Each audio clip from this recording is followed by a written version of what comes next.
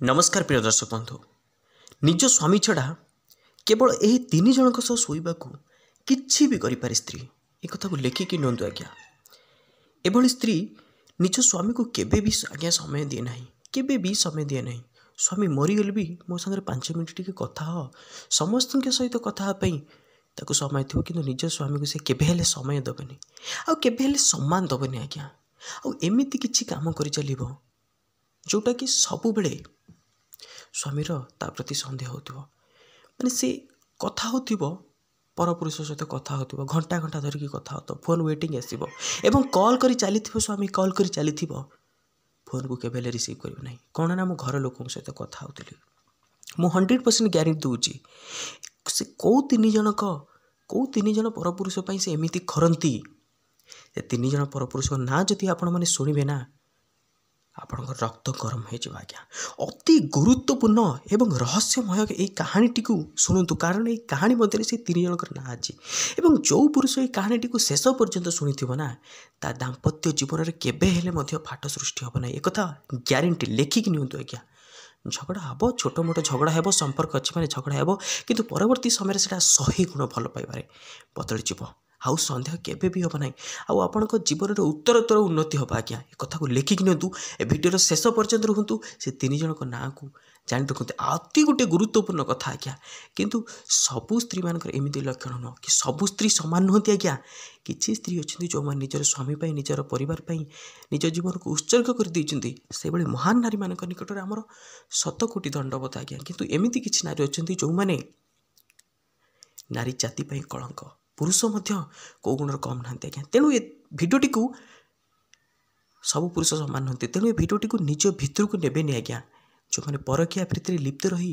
निज जीवन को तथा ताक भरोसा बसई अन्य जनक जीवन को से धूलिसात कर दुईटा परिवार जीवन को धूलिसात कर दौरान से भाई मानक ये भिडटी दयाकोरी परकिया प्रीति ठार दूरे आसतु ए प्रत्येक कहानी आपण को किसी ना किसी जीवन में शिक्षा दब आप लेखिकी रखु जो व्यक्ति शेष पर्यंत से निज जीवन में मात्र यही भिडर सरू सरू ता जीवन को परिवर्तित करदेव एवं जदि न करिवो आपण जदि यार मूल्य आपण न पाइबे आपण समय देवार मूल्य न पाइबे ताले आपण मन इच्छा मते गाली देजिबे मनीष दुख पाइबार प्रकृत कारण कौन आज्ञा गोटे सेठ थिला सेठ धनी सेठ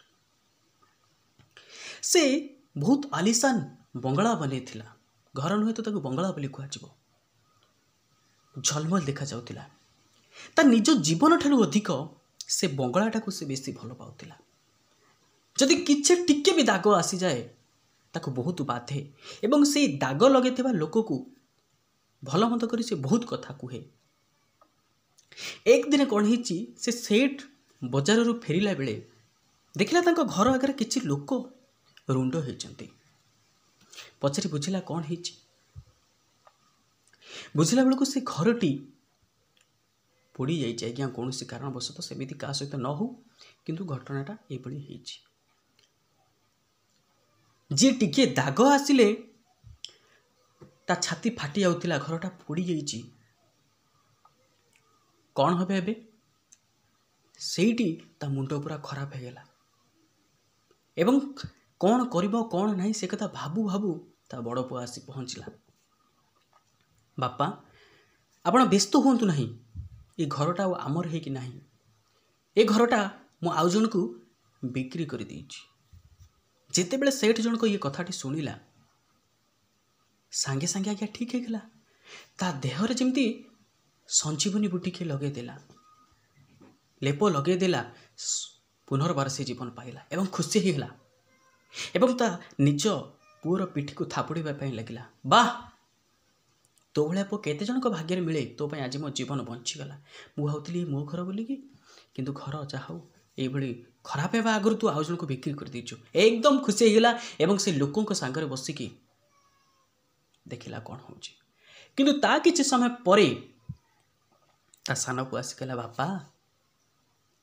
कथबार्ता तो होइछि किंतु पैसा पत्र किछि दबा नबा किछि हेइनी कथा पक्का होइछि कागज पत्र काम ठीक से ही जिते बड़े पुणी एक कथा सान पुओटी ठारू शुणी पकेला पुणी जो अवस्था आज्ञा से अवस्था तेणु ये गोटे परिस्थिति की आप लक्ष्य करूँ मनीष कौन पाई दुख पाउची कहीं दुख पाउची आज्ञा ये भिडियो को जो मैंने देखुं मुझे गोटे प्रश्न पचारि से मैंने आम घर को आसबे 5 समय पर आसी 5 मिनट पर आसी बसवे देखिए आम घर गोटे कांथ भांगी किसी कष्ट हम कि नाई ना तार कारण हो कौन पाई ना से घर को मात्र 5 मिनिट पर आसी घर भांगू रहू तांकर जाए आसे कौन मनीष दुख पाइबार प्रकृत कारण हो निजर खुशी को आउ जन को हाथ में टेकीदेवा आपड़ रिलेट करें मु कौन कहूँ आज्ञा निजर खुशीटा को आउ जन को ऊपर निर्भर करवा सी खुशी रहिले मु खुशी रही मनुष्यर दुख पाइबार प्रकृत कारण हूँ एटा गोटे लोक प्रत्येक दिन जाए जगिंग करने जाए मॉर्निंग वॉक करने जाए देखे एक सुंदर डौल डाल कुकुर छुआटी से अच्छी सब बेले ता सहित जाए खेले ताकू टिके आउंसी दिए ताकू टिके गेल करे घर को पलि आसे कथाटा ठीक थिला किंतु जेबे जाई से कहला ये कुकुर छुआटी मोर बोली आज्ञा से दुख आरंभ है ताकू घर को नहीं आसला ताकू जत्न रहा जिते कुकुर छुआटीर देहटा खराब हो जाए ना ये लोकटा मन भांगी जाए से तार सेवा करिबो कौन से ताकू जत्न नब कौन ता दुख रे भांगी जाए जहाँद्वारा ता कर्म को ठीक भाव से करि पारना तेणु आमर जो संपर्क अच्छी आमे आउ जन को संपूर्ण रूपे निर्भर करूँ आज्ञा मनीष केतेबेले बदली जाए तार कौन सी ठीक ठिकाना ना गोटे कथा भल भाव ध्यान दे शुणु बाली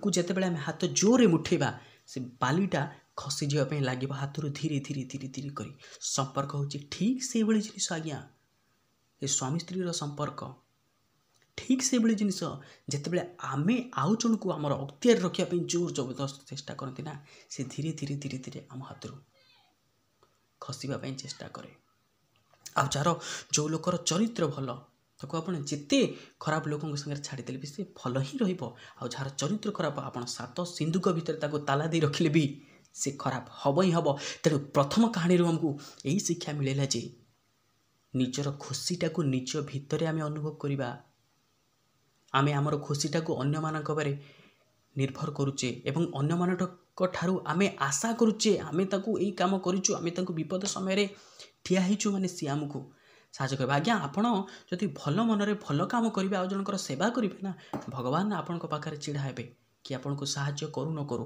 तेणु दुख पाइबार प्रथम कथा होची कोन केबे अटैच ही रुहंतु नाही आउ काहा को निज अख्तियार रखिया पे चेष्टा करंतु नाही आज्ञा प्रत्येक क्षेत्र 90% क्षेत्र रे गोटे कथा स्वामी कहबो मु जहा कहूची तू सेया कर स्त्री कहबो मु जहा कहूची तू सेया करे आज्ञा केमिति हबो 20 वर्ष 25 वर्ष जे निज हिसाब रे चली आसीची मनुष्यर प्रथम कर्तव्य होची प्रथम अधिकार तार होची स्वाधीनता आपण ताकू पराधीनता रे रखुचंती केमिति हबो आज्ञा तेणु प्रथम कथा आपण को ए कहानी रो सिखिबा पय मिलुची प्रथम कहानी रो आपण को सिखिबा पय मिलुची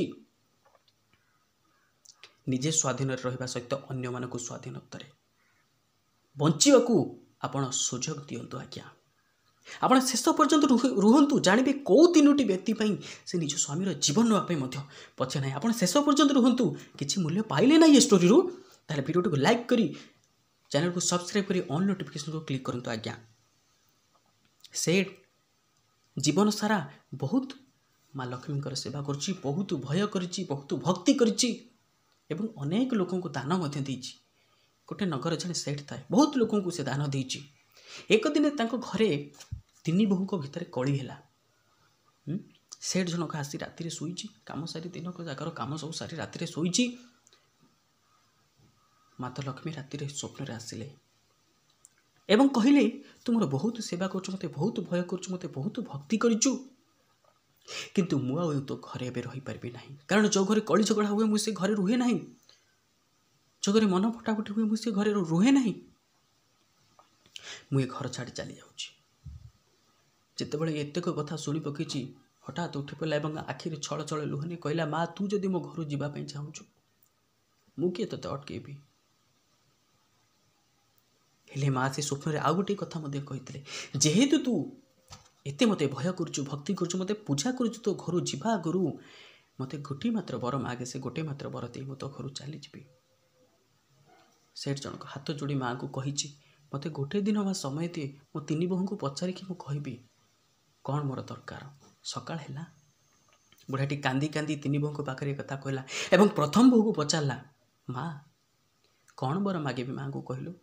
ପ୍ରଥମ ବୋହୂଟି କହିଲା, ବାପା ଯେତିକି ସବୁ ଟଙ୍କା ଅଛି ସୁନା ଅଛି ସେସବୁକୁ ଆମ ନାଁରେ କରିଦେବେ, ଆମକୁ ସବୁ ଦେଇଦେବେ। ବୁଢ଼ା ସେଠୁ ଦ୍ୱିତୀୟ ବୋହୂ ପାଖକୁ ଆସିଲା, ମା ତୁ ଏବେ କ'ଣ କହ, କ'ଣ ମାଗିବା? ଦ୍ୱିତୀୟ ବୋହୂ କିଛି ସମୟ ପାଇଁ ଭାବିଲା ଏବଂ ଭାବି କହିଲା, ବାପା ଯେତେ ସବୁ ଜାଗା ବାଡ଼ି ଅଛି ସମ୍ପତ୍ତି ଅଛି ସେସବୁ ଆମ ନାଁରେ କରିଦିଅ। ତୃତୀୟ ବୋହୂ ପାଖକୁ ଆସିଲା, ମା ଏବେ ତୁ କ'ଣ କହ, ତୁ ପାଳି। ସାନ ବୋହୂ କହିଲା, ବାପା ଆପଣ ମାଆଙ୍କୁ ଏଇଆ ମାଗନ୍ତୁ, ଆମ ପାଖରେ ଧନ ଥାଉ କି ନଥାଉ ଆମ ଭିତରେ ଏକତା ଥାଉ। ବଡ଼ମାନେ ସାନମାନଙ୍କୁ ସ୍ନେହ ଦିଅନ୍ତୁ ଏବଂ ସାନମାନେ ବଡ଼ମାନଙ୍କୁ ସମ୍ମାନ ଦିଅନ୍ତୁ। ଘରର ଯାହା କଥା ହେବ ନା ସମସ୍ତଙ୍କୁ ମିଳିମିଶି ପଚାରି ବୁଝି ଏବଂ ଯାହା ମନରେ ସନ୍ଦେହ ସୃଷ୍ଟି ହେବ ସେ କଥାଟାକୁ ଯାହା ପାଇଁ ହେଇଛି ସେ କଥାଟାକୁ ଆଗେ ପଚାରିବେ, କାରଣ ଘର ଭାଙ୍ଗିବା ପାଇଁ ବହୁତ ଲୋକ ଅଛନ୍ତି, ତୃତୀୟ ଲୋକ ବହୁତ ଅଛନ୍ତି। ତେଣୁ ସନ୍ଦେହଟାକୁ ମନ ଭିତରେ ପୁରି ରଖିଲେ ସେ କେବଳ ପଚି ସାରିଲା ପରେ ସଢ଼ି ସାରିଲା ପରେ ସେଟା ପୁରା ବିସ୍ଫୋରକ ଭଳିଆ ଆଜ୍ଞା, ଗୋଟେ ଖାଦ୍ୟରେ ଯଦି ବିଷ ମିଶିଲା ଗୋଟିଏ ଲୋକଙ୍କୁ ମାରିବ, କିନ୍ତୁ ମନ ଭିତରେ ଥରେ ଯଦି ବିଷର ମଞ୍ଜିକି ବୁଣିଦେଲା ନା ସେ ଶହ ଲୋକଙ୍କୁ ଆଜ୍ଞା ତବାହ କରିଦେବ, ମାରି ଶେଷ କରିଦେବ। ତେଣୁ ଆପଣ ଗୋଟିଏ କଥା ମାଗନ୍ତୁ, ଆମ ଭିତରେ ଏକତା ରହିବା ଦରକାର। ଏ କଥାଟି କାହିଁ ବାରି ସେଠର ମନକୁ ପାଇଗଲା। ସେଇଦିନ ରାତିରେ ମାଆଙ୍କୁ କହିଲା, ମା ଆମର ଧନ ଥାଉ କି ନଥାଉ ଆମ ଘରେ ସୁଖ ରହୁ, ଆମ ଘରେ ଶାନ୍ତି ରହୁ, ସମସ୍ତେ ଭଲରେ ରୁହନ୍ତୁ ଏବଂ ଏକତା ରହୁ। ଏକଥା ଶୁଣି ସାରିଲା ପରେ ମାତା ହସିଲେ। ମାନିବା ପାଇଁ ପଡ଼ିବ ତୋର ସାନ ବୋହୂକୁ, ଠିକ୍ କଥା ସେ କହିଛି। ଠିକ୍ କଥା ସେ କହିଛି। ଯେଉଁ ଘରେ ସୁଖ ଥାଏ, ଯେଉଁ ଘରେ ଶାନ୍ତି ଥାଏ, ଏକତା ଥାଏ, ଯେଉଁ ଘରେ ମୁଁ ସେ ଘର କେବେ ବି ମଧ୍ୟ ଛାଡ଼ିକି ଯାଇନି। ତେଣୁ ଦ୍ୱିତୀୟ କାହାଣୀରୁ ଆପଣ କ'ଣ ଶିଖିଲେ ଆଜ୍ଞା? ନା ଏକତା ରହିବା ଦରକାର, ଏକତା ହିଁ ବଳ। ପ୍ରତ୍ୟେକ କାହାଣୀରୁ ଆପଣ କିଛି ଏମିତି ଶିକ୍ଷା ପାଇବେ। ମୁଁ ବା କହୁଛି ଆଜ୍ଞା ଆପଣଙ୍କୁ, ଆପଣ ଭିଡ଼ିଓ ଶେଷ ହେଲା ପରେ ଆପଣ ନିଶ୍ଚିନ୍ତ ରୂପେ ସମ୍ପୂର୍ଣ୍ଣ ସମସ୍ୟାର ସମାଧାନ ପାଇବେ। ଦାମ୍ପତ୍ୟ ଜୀବନରେ କେମିତି କ'ଣ ଭଲରେ ରହିବେ, କେମିତି କ'ଣ ଧନ ଆପଣଙ୍କ ପାଖକୁ ଆସିବ ଏବଂ କେମିତି କ'ଣ ଆପଣଙ୍କର ଉତ୍ତରୋତ୍ତର ଉନ୍ନତି ହେବ ଏବଂ କେମିତି ଆପଣଙ୍କ ଦାମ୍ପତ୍ୟ ଜୀବନରେ କୌଣସି ତୃତୀୟ ପୁରୁଷର ଏଣ୍ଟ୍ରି ନ ହେବ କିମ୍ବା ତୃତୀୟ ମହିଳାର ଏଣ୍ଟ୍ରି ନ ହେବ, ସେ କଥା ଆପଣ ସମ୍ପୂର୍ଣ୍ଣ ସମାଧାନ କେବଳ ଏଇ ଗୋଟିଏ ଭିଡ଼ିଓରେ ପାଇବେ ଆଜ୍ଞା। ଶେଷ ପର୍ଯ୍ୟନ୍ତ ଆପଣ ବନି ରୁହନ୍ତୁ ଏହି ଭିଡ଼ିଓରେ, ଜାଣିବେ କେଉଁ ତିନୋଟି ବ୍ୟକ୍ତି ଆପଣଙ୍କର ସମ୍ପର୍କକୁ ପୁରା ତବାହ କରୁଛି, ପୁରା ନଷ୍ଟ କରୁଛି ଏବଂ କାହା ପାଇଁ, କେଉଁ ତିନୋଟି ପୁରୁଷଙ୍କ ପାଇଁ ଆପଣଙ୍କର ଜୀବନରେ ଏତେ ସବୁ ଝଡ଼ ଆସୁଛି। ଗୋଟିଏ ଦେଶରେ ଜଣେ ରାଜା ଥିଲେ। ନିଜର ପ୍ରଜାମାନଙ୍କୁ ସେ ନିଜର ପରିବାର ବୋଲି ଭାବନ୍ତି। ସବୁ ମଣିଷଙ୍କ ଜୀବନରେ ଦୁଃଖ ଥାଏ ନା। ରାଜାଙ୍କର ଗୋଟିଏ ମାତ୍ର ଛୋଟିଆ ଦୁଃଖଟି ଥିଲା। କ'ଣ? ରାଣୀଙ୍କର ମନ ସେ କିଛି ଦିନ ହେବ ଦେଖୁଥିଲେ ସେ ଅବସାଦରେ ରହୁଥିଲେ, ବହୁତ ଦୁଃଖରେ ରହୁଥିଲେ। ରାଜା ଚିନ୍ତା କଲେ, ଯେଉଁ ଆଗାମୀ ରାଣୀଙ୍କର ଜନ୍ମଦିନ ଆସୁଛି ତାଙ୍କୁ ଏମିତି ଏକ ଉପହାର ଦେବେ ଯାହା ପାଇ ସେ ରାଣୀ ଅତ୍ୟନ୍ତ ଖୁସି ହୋଇଯିବେ। କ'ଣ ଉପହାର ଦେବି ଏଇ କଥା ତାଙ୍କ ମନ ଭିତରେ ଥାଏ। ରାଜକାର୍ଯ୍ୟରେ ବ୍ୟସ୍ତ ଥାନ୍ତି। একদিনে କ'ଣ ହେଇଛି, ରାଜା ନଗର ଭ୍ରମଣରେ ବାହାରିଥାନ୍ତି ଏବଂ ବୁଲୁ ବୁଲୁ ଦେଖିଲେ ମୂର୍ତ୍ତି କାରିଗରଟିଏ ମୂର୍ତ୍ତି ଗଢ଼ୁଛି। ସମସ୍ତେ ତ ମୂର୍ତ୍ତି ଗଢ଼ନ୍ତି, ସେ କିନ୍ତୁ ଏମିତି ମୂର୍ତ୍ତି ଗଢ଼ୁଛି ସତେ ଯେପରି ସେ ମୂର୍ତ୍ତିଟି ପୁରା ଜୀବନ୍ତ ଭଳିଆ ଲାଗୁଛି। ରାଜାଙ୍କୁ ବହୁତ ପସନ୍ଦ ଆସିଲା। ସେ ମୂର୍ତ୍ତି କାରିଗର ପାଖକୁ ଗଲେ ଏବଂ ପଚାରିଲେ, ବାପା ତୁମେ ଏତେ ସୁନ୍ଦର ମୂର୍ତ୍ତି ଗଢ଼ୁଛ, ତୁମେ ଗୋଟେ କାମ କର, ମୋ ପାଇଁ ରାଣୀଙ୍କୁ ମୁଁ ଉପହାର ଦେବା ପାଇଁ ଯାଉଛି। ତାଙ୍କର ଅବିକଳ ମୂର୍ତ୍ତିଟି ତୁମେ ତିଆରି କର। ମୁଁ ତାଙ୍କର ରୂପ, ତାଙ୍କର ସୌନ୍ଦର୍ଯ୍ୟ ମୁଁ ବର୍ଣ୍ଣନା କରିବି। ଯଦି ତୁମେ ଅବିକଳ ମୂର୍ତ୍ତିଟି ତାଙ୍କର ଭଳି ବନେଇଦେଲ ଏବଂ ତାଙ୍କୁ ସେଇଟା ପସନ୍ଦ ଆସିଗଲା, ତୁମେ ଯାହା ମାଗିବ ମୁଁ ସେଇଆ ଦେବି ଏବଂ ସାରା ଜୀବନ ପାଇଁ ମୋ ରାଜସଭାରେ ଏକ ଉଚ୍ଚ ପଦସ୍ଥ କର୍ମଚାରୀ ଭାବରେ ତୁମକୁ ନିଯୁକ୍ତି ଦେବି। ରାଜି ଅଛ? ଆଜ୍ଞା ଏଇ କଥା ଶୁଣି ସାରିଲା ପରେ କ'ଣ ଆଉ ସତେ ଯେପରି ଭାଗ୍ୟ ଖୋଲିଗଲା ମୂର୍ତ୍ତି କାରିଗରର। ତା କିଛି ସମୟ ପରେ ରାଜା କହିଲେ, ଆଉ ଯଦି ତୁମେ ମୋ ରାଣୀଙ୍କୁ ଖୁସି କଲା ଭଳି ମୂର୍ତ୍ତିଟି ତିଆରି କରି ନ ପାରିଲ, ମୁଁ ତୁମକୁ ମୃତ୍ୟୁଦଣ୍ଡରେ ଦଣ୍ଡିତ କରିବି। ଏତକ କହି ରାଜା ଚାଲିଗଲେ। ମୂର୍ତ୍ତି କାରିଗରଟି କହିଲା, ପ୍ରଭୁ କାହିଁକି ଏ କଥା ମୋତେ କହିଲ? ଗୋଟିଏ ପଟରେ ଧନ ସମ୍ପତ୍ତି ସମ୍ମାନର କଥା, ଆଉ ଗୋଟିଏ ପଟରେ ମୁଁ ବଞ୍ଚିବା ଏବଂ ମରିବାର କଥା। ମୁଁ ଏମିତି ଥିଲି, ଭଲ ଥିଲି। ରାଜା ଯେହେତୁ କହୁଛନ୍ତି, ହଉ। ଡରି ଡରି ଆଜ୍ଞା ମୂର୍ତ୍ତିଟି ତିଆରି କଲା। ଯେତେ ମୂର୍ତ୍ତି ତିଆରି କଲା ଆଉ ପୂର୍ବ ଭଳି ହେଲା ନାହିଁ ଆଜ୍ଞା। କେମିତି ହେବ? ଜଣଙ୍କ ଆଗରେ ଖଣ୍ଡା ଝୁଲିଲା ଭଳି ଜଣଙ୍କ ଆଗରେ ବିପଦଟା ରହିବ। ବିପଦ ସଂକୁଳ ଅବସ୍ଥାରେ ସେ ଡରିକିନା ନର୍ଭସ୍ ହେଇଯିବ। ସେ କ'ଣ ତିଆରି କରିବ? ଆଉ ହେଇପାରିଲା ନାହିଁ। ଆଉ 3 ଦିନ ଅଛି ରାଣୀଙ୍କର ଜନ୍ମଦିନ, ଉପହାର ତାଙ୍କୁ ଭେଟି ଦିଆଯିବ ବୋଲି। ଚିନ୍ତା କଲା, ମୁଁ ଯାଉଛି ଏ ରାଜ୍ୟ ଛାଡ଼ି ଚାଲିଯିବି। ଦିପାଦ ଆଗକୁ ଯାଇଛି, ମନରେ ଭାବିଲା ମୁଁ ସିନା ଚାଲିଯିବି, କିନ୍ତୁ ମୁଁ ଏ ପିଲାଗୁଡ଼ାକ ସିଏ କ'ଣ ଅପରାଧ କରିଥିଲେ? ମୋ ସ୍ତ୍ରୀ, ମୋ ପରିବାର ସିଏ କ'ଣ ଅପରାଧ କରିଥିଲେ? ମୁଁ ତ ଯିବି, କିନ୍ତୁ ମୋ ପାଇଁ ସେମାନେ ମରିବେ। କାରଣ ଯଦି ରାଜକର୍ମଚାରୀ ଆସି ମୋତେ ଦେଖିବେ, ମୋତେ ନ ପାଆନ୍ତି, ସେମାନଙ୍କୁ ଶୂଳିରେ ଆଜ୍ଞା ଚଢ଼େଇ ଦେବେ। ତା ଅପେକ୍ଷା ସବୁଠାରୁ ଭଲ ହେବ ମୁଁ ଏଇଠି ରହିବି। ମୋ ସହିତ ଯାହା ସେ ଦଣ୍ଡ ଦେବା କଥା, ଦଣ୍ଡ ବିଧାନ କରିବା କଥା, ମୋତେ ସେ ଦଣ୍ଡ ଦେବେ। ଏ କଥା ଚିନ୍ତା କଲି, ମନ ଦୁଃଖରେ ଚାଲିଥାଏ। ସାଧୁ ଜଣେ ବାଟରେ ଦେଖା ହେଲେ। ବାବା କ'ଣ ହେଇଛି? ଜୀବନର ସମ୍ପୂର୍ଣ୍ଣ କଥା କହିଲା। ଏକଥା ଶୁଣି ସାରିଲା ପରେ ସାଧୁ ହସିଲେ, କହିଲେ ଭଗବାନଙ୍କ ବିନା ଗଛର ପତ୍ରଟିଏ ମଧ୍ୟ ଗଳେ ନାହିଁ ଏବଂ ଗଛରୁ ପତ୍ରଟିଏ ମଧ୍ୟ ପଡ଼େ ନାହିଁ। କିଏ ଅଛି କାହାକୁ ମାରିଲା ବାଲା? ଭଗବାନଙ୍କୁ ଡାକ, ସେ ନିଶ୍ଚିନ୍ତ ତୋତେ ବୁଦ୍ଧି ଦେବେ। ଏଇ ଛୋଟ କଥା ପାଇଁ ମନ ଦୁଃଖ କରନା। ମନକୁ ଦୃଢ଼ କଲା ଆଜ୍ଞା ମୂର୍ତ୍ତି କାରିଗରଟି। ତା ପରଦିନ ସକାଳେ ଯାଇ ପହଞ୍ଚିଲା ରାଜସଭାରେ। ରାଜାଙ୍କୁ କହିଲା, ମଣିମା, ମୋତେ ଥରୁଟିଏ ରାଣୀମାଙ୍କୁ ଦେଖିବାର ସୁଯୋଗ ଦିଅନ୍ତୁ। ରାଜା ରାଗିଲେ, କ'ଣ ପାଇଁ ଦେଖିବୁ? କ'ଣ ହେଇଛି? ନା ଆଜ୍ଞା, ଆପଣ ଟିକେ ନିଜେ କହିଲେ। ଆପଣ ସିନା ତାଙ୍କ ରୂପଟିକୁ ବର୍ଣ୍ଣନା କଲେ ମୁହଁରେ, କିନ୍ତୁ ମୁଁ ଯଦି ତାଙ୍କୁ ନ ଦେଖିବି ଅବିକଳ କେମିତି ମୂର୍ତ୍ତିଟି ତିଆରି କରିବି ଆଜ୍ଞା? ସେଇ ମୂର୍ତ୍ତିଟି ତିଆରି କରିବା ପାଇଁ ଥରୁଟିଏ ରାଣୀମାଙ୍କୁ ମୁଁ ଦେଖା କରିବା ପାଇଁ ଚାହୁଁଛି। ରାଜା କହିଲେ, ଠିକ୍ ଅଛି, ଯାଅ ତୁମେ ଦେଖା କରିବ, ଯାଅ। ରାଣୀମାଙ୍କୁ ଯାଇ ଦେଖା କଲେ ଏବଂ ପ୍ରଣାମ କଲେ। ପଚାରିଲେ, ମା କୁହ, ଗୋଟେ ବିବାହିତ ନାରୀ ଜୀବନର ସବୁଠାରୁ ସୁଖ ସମୟ କେତେବେଳେ ଏବଂ ସବୁଠାରୁ ଦୁଃଖ ସମୟ କେତେବେଳେ? ରାଣୀ କଥା ଶୁଣି କହିଲେ, ଗୋଟେ ବିବାହିତ ନାରୀ ଜୀବନର ସବୁଠାରୁ ଦୁଃଖ ସମୟ ହେଉଛି ଯେତେବେଳେ ସେ ଗୋଟେ ପୁରୁଷ ପାଇଁ ନିଜ ପରିବାରକୁ ଛାଡ଼ିକି ଆସିଥାଏ। ସେ ପୁରୁଷ ଯେତେବେଳେ ତାକୁ ବୁଝେ, ତାକୁ ସନ୍ଦେହ ନ କରେ, ତାକୁ ସମୟ ଦିଏ, ତାକୁ ସମ୍ମାନ ଦିଏ, ସବୁ ପରିସ୍ଥିତିରେ ତା ପାଖରେ ଛିଡ଼ା ହୁଏ ଏବଂ ତା ପାଖରେ ସନ୍ତାନଟିଏ ଥାଏ। ସେଇଟା ହେଉଛି ଯେତେବେଳେ ତାକୁ ବୁଝିବ ଗୋଟେ ବ୍ୟକ୍ତିଟି ଯାହା ପାଇଁ ସେ ନିଜ ପରିବାରକୁ ଛାଡ଼ି ଯାଇଛି, ଯଦି ସେ ତାକୁ ବୁଝିବ ଏବଂ ତା କୋଳ ଯଦି ସନ୍ତାନଟିଏ ଥିବ, ସେଇଟା ହେଉଛି ସବୁଠାରୁ ବଡ଼ ସୁଖ ସମୟ।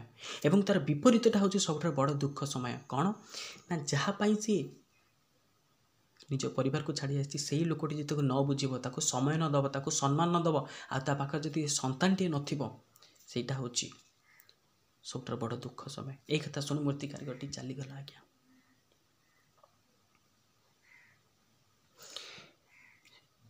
ବହୁ ପ୍ରତୀକ୍ଷାରେ ଅନ୍ତ ଘଟି ସେ ସମୟ ଆସି ପହଞ୍ଚିଲା। ରାଜା ରାଣୀଙ୍କୁ ଡାକିଲେ, ଆସ, ତୁମର ଜନ୍ମଦିନର ଉପହାର ଦେବା ପାଇଁ ମୁଁ ପ୍ରସ୍ତୁତ ହେଇ ଅଛି। କାଢ଼, ସେ ଯେଉଁ ମୂର୍ତ୍ତି ଅଛି ତା ଉପରେ ସେ କଳା କପଡ଼ାଟି କାଢ଼। ଯେତେବେଳେ କଳା କପଡ଼ାଟି କାଢ଼ି ଦେଇଛନ୍ତି, ସମସ୍ତେ ଆଜ୍ଞା ଆଶ୍ଚର୍ଯ୍ୟ। ରାଣୀ ଅତ୍ୟନ୍ତ ଖୁସି ହେଇଗଲେ ଏବଂ ଖୁସିରେ ତାଙ୍କ ଆଖିରୁ ଲୁହ ଝରିଲା। କ'ଣ ସେ ମୂର୍ତ୍ତିରେ ଥିଲା ଆଜ୍ଞା? ରାଣୀଙ୍କ ପାଖରେ ରାଜା ଥିଲେ, ତାଙ୍କ କୋଳଟି ସନ୍ତାନଟିଏ ଥିଲା, ଯେଉଁଟାକି ପ୍ରତ୍ୟେକ ବିବାହିତ ନାରୀ ଜୀବନର ଏକାନ୍ତ କାମ୍ୟ, ଏକାନ୍ତ ମନବାଞ୍ଛା। ଏବଂ ରାଜା ମଧ୍ୟ ମନ ଦୁଃଖ କଲେ, ତାର କାରଣ ଯେ ରାଜକାର୍ଯ୍ୟରେ ବ୍ୟସ୍ତ ରହି ସେ ସମୟ ଦେଇପାରିନଥିଲେ। ତେଣୁ ଯଦି ଆପଣ ଦାମ୍ପତ୍ୟ ଜୀବନରେ ସୁଖରେ ରହିବା ପାଇଁ ଚାହୁଁଛନ୍ତି, ପ୍ରଥମ କଥା ଆଜ୍ଞା ନିଜ ଭୁଲକୁ ବୁଝିବାକୁ ଚେଷ୍ଟା କରନ୍ତୁ। ଏବଂ ଯଦି ବିନା ଦୋଷରେ ଆପଣଙ୍କୁ କିଏ କିଛି କହିଯାଉଛି ନା, ମୁଣ୍ଡପାତି ସହି ନିଅନ୍ତୁ ନା ଆଜ୍ଞା। ଥରୁଟି ସହି ନିଅନ୍ତୁ ମୁଣ୍ଡପାତି ଏବଂ ପର ମୁହୂର୍ତ୍ତରେ ଯାଇ ପଚାରିବେ, ଆପଣ ମୋତେ ଏତେ କଥା ଗାଳି ଦେଲେ, ଏତେ କଥା କହିଲେ, ମୋର କ'ଣ ଦୋଷ ଥିଲା? ଏକଥା ଥରୁଟି ପଚାରିବେ। ଯେଉଁ ଲୋକଟି ଆପଣଙ୍କୁ ବିନା ଦୋଷରେ ବହୁତ ଗୁଡ଼ିଏ କଥା ଗାଳି ଦେଇଥିବ ନା, ସେ ପର ମୁହୂର୍ତ୍ତରେ ଆଉ ନିଜକୁ ଅନୁତାପ କରିବ ଏବଂ ସେଇଟା ହିଁ ତାର ସବୁଠାରୁ ବଡ଼ ଶାସ୍ତି ହେବ ଆଜ୍ଞା। ଯଦି ଷ୍ଟୋରି ଆପଣଙ୍କୁ ଭଲ ଲାଗୁଥାଏ, ତାହେଲେ ଭିଡ଼ିଓଟିକୁ ଲାଇକ୍ଟେ କରନ୍ତୁ ଆଜ୍ଞା, ଯଦି ଏ ପର୍ଯ୍ୟନ୍ତ ଲାଇକ୍ କରିନାହାନ୍ତି। ଆଉ ଯଦି କିଛି ତ୍ରୁଟି ବିତ୍ରୁଟି ଥାଏ ନା ଆଜ୍ଞା, ଆପଣ ଏ ରଞ୍ଜିତକୁ କ୍ଷମା କରିଦେବେ ଆଜ୍ଞା। ସାନ ଭାଇ, ଯଦି କଥା କହିଲା ବେଳେ ମଣିଷର ମାନେ ମୋର ଯଦି କୌଣସି ଯଦି ତ୍ରୁଟି ବିତ୍ରୁଟି ଥାଏ, ଯଦି କିଛି ଭୁଲ ଭାଲ କିଛି କହିଦେଇଥାଏ, ତାହେଲେ କ୍ଷମା କରିଦିଅନ୍ତୁ। ଏବଂ ଯେଉଁ ମୂଲ୍ୟବାନ କାହାଣୀ ଆପଣ ଶୁଣୁଛନ୍ତି, ତାରି ଉପରେ କେବଳ ଫୋକସ୍ କରନ୍ତୁ। କେଉଁ ଶିକ୍ଷା ପାଉଛନ୍ତି ତାଙ୍କୁ ଜୀବନରେ କାମରେ ଲଗାନ୍ତୁ, ଆଉ ଭଲ ବାଟକୁ ଆସନ୍ତୁ ଆଜ୍ଞା। ଯଦି କୌଣସି ଭୁଲ ଥାଏ, ଏ ଅଧମକୁ କ୍ଷମା କରିଦେବେ ଆଜ୍ଞା। ଶେଷ ପର୍ଯ୍ୟନ୍ତ ବନିକି ରୁହନ୍ତୁ, ଜାଣିବେ କେଉଁ ସେ 3ଟି ବ୍ୟକ୍ତି କିଏ। ସହର ସାରା ଚାରିଆଡ଼େ ଆଜ୍ଞା ଚର୍ଚ୍ଚା ଚାଲିଥାଏ, ସେ ଅମକ ଗାଁରେ ଏମିତି ସ୍ୱାମୀ ସ୍ତ୍ରୀ 2 ଜଣ ଅଛନ୍ତି, ତାଙ୍କ ଭିତରେ ଅତୁଟ ପ୍ରେମ, ଅତୁଟ ସ୍ନେହ, ଅତୁଟ ଭଲ ପାଇବା। ଯଦି ସ୍ତ୍ରୀଟି କିଛି ଭୁଲ କରେ,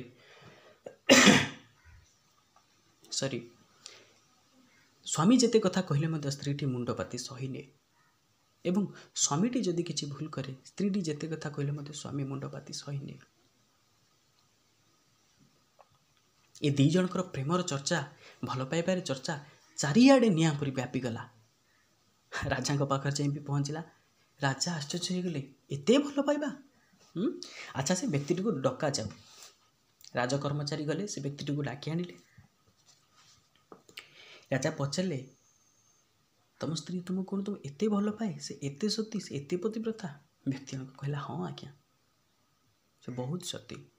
ସ୍ୱପ୍ନରେ ସୁଦ୍ଧା ସେ ପରପୁରୁଷ କଥା ଚିନ୍ତା କରେନି। ସମସ୍ତେ ସେ କଥା ଶୁଣିଥାନ୍ତି, କିନ୍ତୁ ମନ୍ତ୍ରୀବରଙ୍କର ସେ କଥା ଆଜ୍ଞା ହଜମ ହେଲା ନାହିଁ। କାରଣ କିଛି ସମୟ ଆଗରୁ ସେ ଝଗଡ଼ା କରି ଆସିଥାନ୍ତି ତାଙ୍କ ସ୍ତ୍ରୀ ସହ। କିଛି ଦିନ ହେଲା ମଧ୍ୟ ଝଗଡ଼ା ଚାଲୁଛି। ଯେତେବେଳେ ଏ କଥାଟା ହଜମ ହେଲା, ମନ୍ତ୍ରୀବର ଉଠି ପଡ଼ିଲେ ଏବଂ କହିଲେ, ଯଦି ମୁଁ ପ୍ରମାଣ ଦେଇଦିଏ ତୁମର ସ୍ତ୍ରୀ ଅସତୀ ବୋଲି, ତାହେଲେ କ'ଣ ହେବ? ବ୍ୟକ୍ତି ଜଣକ କହିଲେ, ଆଜ୍ଞା, ଯଦି ଆପଣ ପ୍ରମାଣ ଦେଇଦିଅନ୍ତି ନା, ତାହେଲେ ମୁଁ ମୋ ଜୀବନକୁ ତ୍ୟାଗ କରିଦେବି। ଯେତେବେଳେ ବାଜିଟି ଲାଗିଗଲା, ତାହେଲେ ରାଜା କହିଲେ, ଠିକ୍ ଅଛି, ତୁମକୁ ସମୟ ଦିଆଗଲା 15 ଦିନ ଭିତରେ ନିଜର କଥାକୁ ସତ୍ୟ ପ୍ରମାଣ କର। ଆଉ ଯିଏ ନିଜ କଥାକୁ ଯିଏ ପ୍ରମାଣ ନ କରିପାରିଲା, ଯିଏ ହାରିଗଲା, ତାକୁ ଦଣ୍ଡ ଦିଆହେବ, ମୃତ୍ୟୁଦଣ୍ଡ ଦିଆହେବ। ମନ୍ତ୍ରୀଙ୍କର ଏ କଥାଟା ଟିକେ ହୃଦୟରେ ଲାଗିଗଲା। ଚିନ୍ତା କଲେ, ଇଏ ମୋ ମାନ ସମ୍ମାନ କଥା, ଯଦି ମୁଁ ନ ଜିତେ ତାହେଲେ ବହୁତ ବଡ଼ ଅସୁବିଧା ହେଇଯିବ। ଯେଉଁ ବ୍ୟକ୍ତିଟି କହିଥିଲା ମୋ ସ୍ତ୍ରୀ ମୋତେ ବହୁତ ଭଲ ପାଏ, ସେଇ ବ୍ୟକ୍ତିଟିର ପଡ଼ୋଶୀ ଘରକୁ ଯାଇ ପହଞ୍ଚିଲା। ମାଉସୀ ଥାନ୍ତି, ବୁଢ଼ୀ ମାଉସୀ ଜଣକ ତାଙ୍କୁ ପଚାରିଲା, ମାଉସୀ, ପ୍ରକୃତିରେ କ'ଣ ତା ସ୍ତ୍ରୀ ଏତେ ସତୀ, ଏତେ ଭଲ ପାଏ ତା ସ୍ୱାମୀକୁ? ମାଉସୀ ଜଣକ କହିଲା, ହଁ, ତୁ ଜାଣୁନି, ସେ ବହୁତ ସତୀ, ତା ସ୍ୱାମୀକୁ ସେ ବହୁତ ଭଲ ପାଏ। କୌଣସି ପରପୁରୁଷ କଥା ସେ ମନ ଭିତରେ ମଧ୍ୟ ଆଣିନି। ମନ୍ତ୍ରୀକୁ କହିଲା, ଆରେ ହେ, ମନ୍ତ୍ରୀବର କହିଲା, ତାହେଲେ କ'ଣ କରାଯିବ? ମୁଁ ତ ଏ ବାଜି ହାରିଯିବି। ମାଉସୀକୁ କହିଲା, ମାଉସୀ, ତୁ ଯେତେ ଧନ ଚାହିଁବୁ ମୁଁ ସେତେ ଧନ ଦେବି, ତୁ ଯାହା ଚାହିଁବୁ ମୁଁ ସେୟା ଦେବି। ତୁ ଏମିତି କିଛି ଗୋଟେ ଉପାୟ କରେ ଯାହାଦ୍ୱାରା ସେ ସମସ୍ତଙ୍କ ଆଗରେ ପ୍ରମାଣିତ ହେଇଯିବ କି ସେ ପରପୁରୁଷ ସହିତ ସମ୍ପର୍କ ରଖୁଛି ବୋଲି। ମାଉସୀର ଇଚ୍ଛା ନଥିଲେ ମଧ୍ୟ ଧନର ଲୋଭଟି ଦେଖିଲା। କଥାରେ ନାହିଁ ଆଜ୍ଞା, ଏଇଟା ସତ ତ, କଥାରେ ଥିବ କ'ଣ? ପାପର ବାପ ହେଉଛି ଲୋଭ, ଲୋଭଟା ଆଜ୍ଞା ହେଉଛି ପାପର ବାପ। କହିଲା, ଠିକ୍ ଅଛି।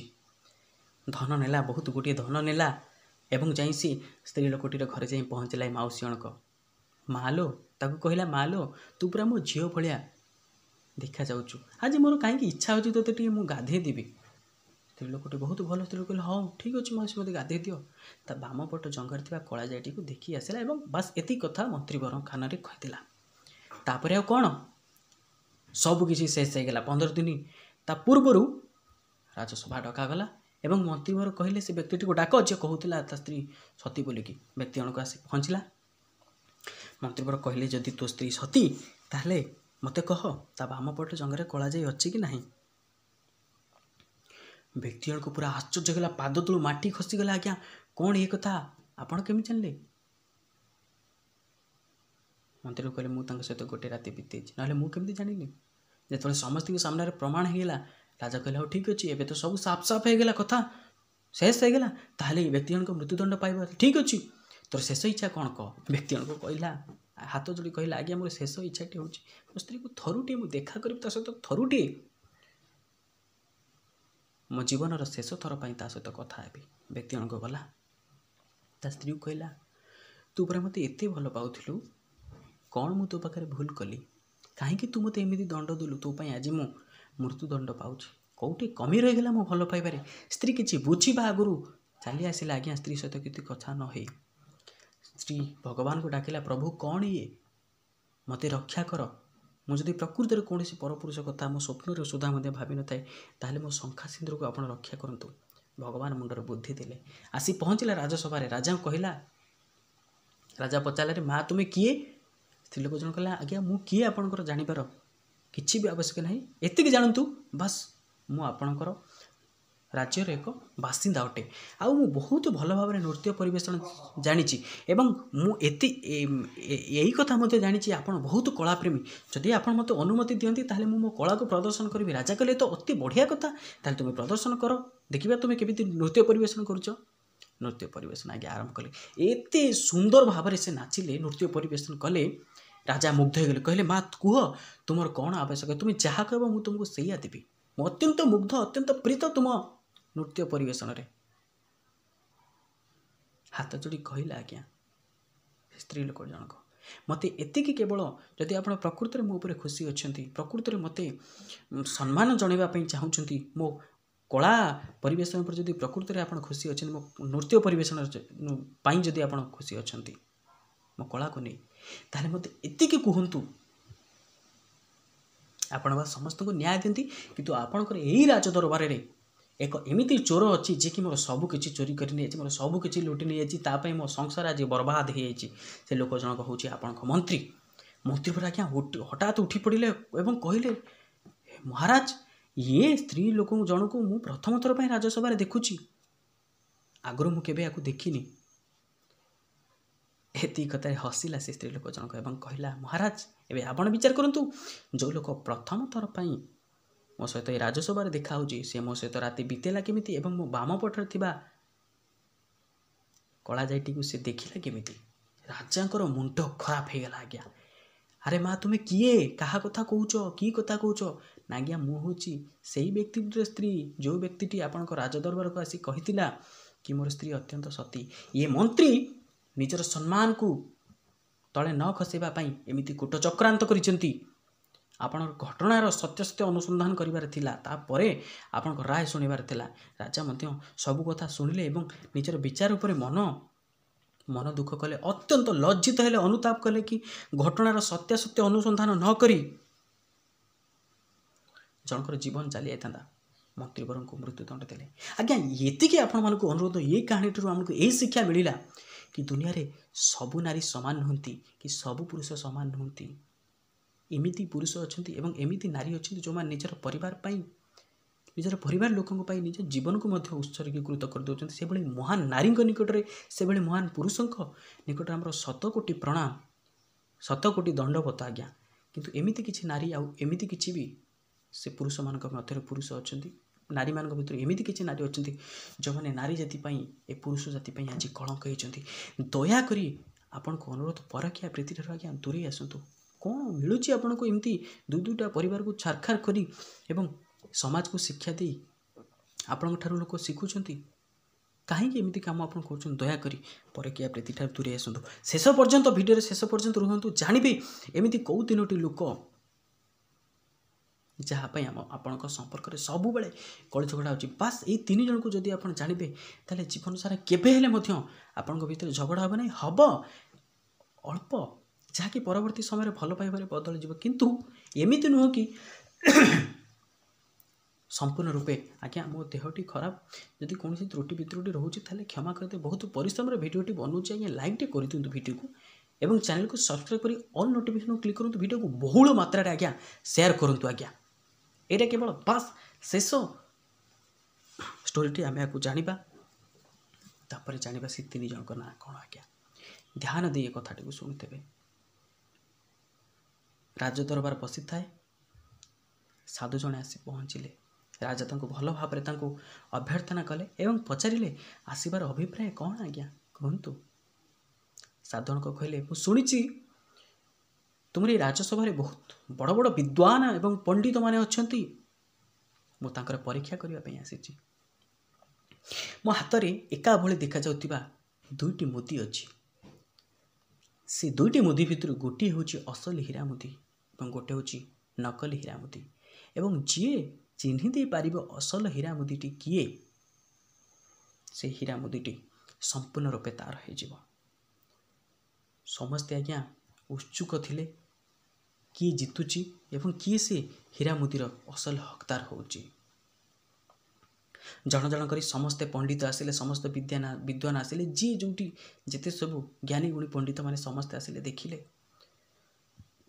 कि चिन्ह पारे ना आज्ञा असली कि आउ नकली किए राजा टी चिंतार था से समय एक अंध वृद्ध व्यक्ति जनक आसिले राजा को कहले आज्ञा मत थरुटी सुजोग दिंतु राजा हसिले अरे एते बड़ बड़ लोक गले तुम्हें आसुच कौन अच्छा ठीक है जदि आसीच ताले तुम्हें परीक्षा कर तुमको तो देखा भी जाऊनी तुम्हें तो वृद्ध एक तुमको देखा जाऊनी तुम्हें परीक्षा केमती कर ବ୍ୟକ୍ତି ଜଣକ କହିଲେ ଆଜ୍ଞା ମୋତେ ଥରେ ସୁଯୋଗ ତ ଦିଅନ୍ତୁ। ତାଙ୍କର ଅନୁରୋଧ ଦେଖି ରାଜା କହିଲେ ଆଚ୍ଛା ଠିକ୍ ଅଛି, ତୁମେ ନିଅ ପରୀକ୍ଷା କର। ଦୁଇଟି ମୁଦିକୁ ଆଣିଲେ ଏବଂ କିଛି ସମୟ ପାଇଁ ଖରାରେ ଛିଡ଼ା ହେଲେ। ତାପରେ ସେ ସାଧୁ ଜଣକୁ କହିଲେ ଆଜ୍ଞା ମୋ ଡାହାଣ ହାତରେ ଥିବା ମୁଦିଟି ଅସଲି ହୀରା ମୁଦି ଏବଂ ବାମ ହାତରେ ଥିବା ମୁଦିଟି ନକଲି। ସାଧୁ ଆଶ୍ଚର୍ଯ୍ୟ କଲେ, ଇଏ ତ ସମ୍ପୂର୍ଣ୍ଣ ସତ କଥା, ହେଲେ ଆପଣ ୟାକୁ ଜାଣିଲେ କେମିତି କ'ଣ? ବୃଦ୍ଧ ବ୍ୟକ୍ତି ଜଣକ ହସିଲା, କହିଲା କି ଯେ ଅସଲି ହୀରା ମୁଦି ସେ ସୂର୍ଯ୍ୟଙ୍କର ଯେତେ ଉତ୍ତାପ ପାଇଲେ ମଧ୍ୟ ସେ ତା'ର ସାଧାରଣ ତାପମାତ୍ରା ରୁହେ ଏବଂ ଯେ ନକଲି ହୀରା ମୁଦି ସେ ସଙ୍ଗେ ସଙ୍ଗେ ଉତ୍ତପ୍ତ ହୋଇଯାଏ। ଏକ ଅତି ମୂଲ୍ୟବାନ ଗୂଢ଼ ରହସ୍ୟ ଏବଂ ମାର୍ମିକ କଥା এই ଛୋଟିଆ କଥାରେ ଲୁଚିକି ଅଛି।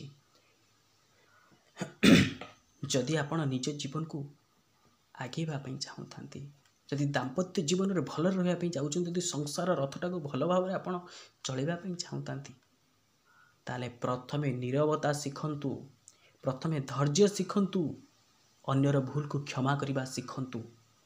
ତାହେଲେ ଆପଣ ନିଜ ଜୀବନରେ ଅନେକ ଉତ୍ତରୋତ୍ତର ଉନ୍ନତି ହେବେ, ଅନେକ ଉତ୍ତରୋତ୍ତର ଉନ୍ନତି ହେବେ। ତେଣୁ ପ୍ରଥମ କଥା ନିଜ ଜୀବନରେ ଧୈର୍ଯ୍ୟ ଥିବା ଦରକାର ସବୁ କଥାକୁ ସାମ୍ନା କରିବା ପାଇଁ। କେତେବେଳେ ବି ମଣିଷ ସାଙ୍ଗରେ କୌଣସି ପରିସ୍ଥିତି ସୃଷ୍ଟି ହୁଏ ଏବଂ କେବେ ହେଲେ ନିଜ ଲୋକକୁ ଆପଣ ସନ୍ଦେହ କରିବେ ନାହିଁ। ଏ କଥାକୁ ଧ୍ୟାନ ଦେଇକି ଶୁଣନ୍ତୁ ଆଜ୍ଞା। ସ୍ୱାମୀ ସ୍ତ୍ରୀଙ୍କ ଭିତରେ ଥରେ ବହୁତ ଝଗଡ଼ା ଲାଗିଲା, ପ୍ରବଳ ଜୋର ଝଗଡ଼ା ଲାଗିଲା। ସ୍ତ୍ରୀଟି ଚାହୁଁଥାଏ ମୋ ସ୍ୱାମୀ ସଂସାରରେ ରହୁ, ଘରେ ରହୁ, ସାଂସାରୀ ହଉ, ନହେଲେ ଆମେ ପିଲା ଛୁଆ ଆମେ ଭାସିଯିବୁ। ସ୍ୱାମୀଟି ଚାହୁଁଥାଏ ନା ମୁଁ ଆଶ୍ରମକୁ ଚାଲିଯିବି, ଭଗବାନଙ୍କ ଆଶ୍ରିତ ହୋଇକି ରହିବି। ଉଭୟ ଉଭୟକୁ ବାନ୍ଧିବା ପାଇଁ ଚେଷ୍ଟା କରୁଥାନ୍ତି ନିଜର ଜାଲରେ।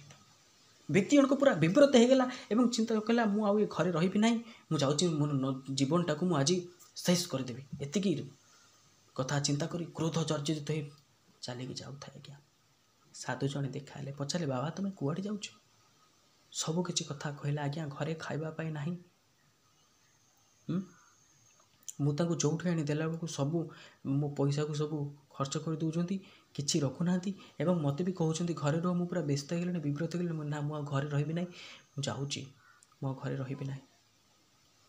ସାଧୁ ଜଣକ ହସିଲେ, କହିଲେ ଆଚ୍ଛା ଠିକ୍ ଅଛି, ଗୋଟେ କାମ କର, ସେଇ ଯେଉଁ ଗୋଲାପ ଫୁଲର ଗଛ ଦେଖୁଛ ସେ ଗୋଲାପ ଫୁଲଟାକୁ ଛିଡ଼େଇକି ଆଣ। ବ୍ୟକ୍ତି ଜଣକ ଗୋଲାପ ଫୁଲଟିକୁ ଆଣିଲା ଏବଂ ସେ ଗୋଲାପ ଫୁଲ ଯେଉଁ କଣ୍ଟା ତା ଭିତରେ ଅଛି, ଏ ବ୍ୟକ୍ତିର ହାତଟି ଫୁଟିଗଲା ଏବଂ ରକ୍ତ ବାହାରିଲା। ସାଧୁ ଜଣକ କହିଲେ ଆଚ୍ଛା ତୁମେ ସେ ଗୋଲାପ ଫୁଲକୁ ପଚାରିଲନି କାହିଁକି ତୋ ମଧ୍ୟରେ କଣ୍ଟାକୁ ତୁ ରଖିଛୁ ଯାହାଦ୍ୱାରା ମୋ ହାତ ଫୁଟିଗଲା? ବ୍ୟକ୍ତି ଜଣକ କିଛି ବୁଝିପାରିଲା ନାହିଁ। ଆଜ୍ଞା ଗୋଲାପରେ ତ କଣ୍ଟା ରହିବ ହିଁ ରହିବ। ସାଧୁ ଜଣକ କହିଲେ ଏ ଦୁନିଆରେ ପ୍ରତ୍ୟେକ ବସ୍ତୁ, ପ୍ରତ୍ୟେକ ବ୍ୟକ୍ତି ତାଙ୍କ ଭିତରେ କିଛି ଭଲ ଗୁଣ ଅଛି, କିଛି ଖରାପ ଗୁଣ ମଧ୍ୟ ଅଛି।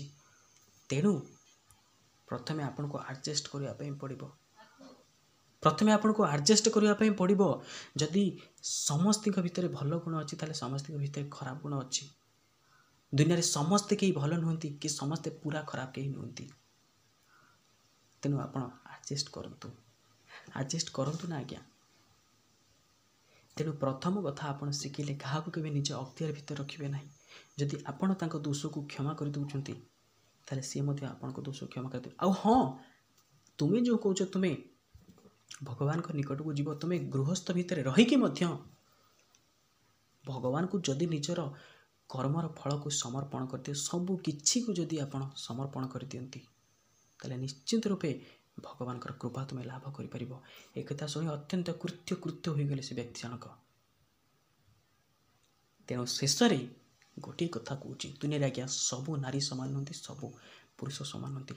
ଆଉ ଯେଉଁ ସ୍ତ୍ରୀ ଚରିତ୍ରହୀନା, ଆପଣ ତାକୁ ଯେତେ ଜଗିଲେ ମଧ୍ୟ ଚରିତ୍ରହୀନା ସ୍ତ୍ରୀମାନଙ୍କର କିଛି ଗୋଟେ କଥା କହୁଛି, ଆପଣ ଧ୍ୟାନ ଦେଇ ଶୁଣନ୍ତୁ। ସେମାନଙ୍କର ସ୍ୱାମୀ ଯେଉଁମାନେ ଚରିତ୍ରହୀନା, ସେମାନଙ୍କର ସ୍ୱାମୀ ଯେତେ ରୂପବାନ, ଗୁଣବାନ, ଧନବାନ ହେଇଥାଉ ନା କାହିଁକି, ସେ ପରପୁରୁଷ ସହିତ ଶାରୀରିକ ସମ୍ପର୍କ ରଖିବ ମାନେ ରଖିବ।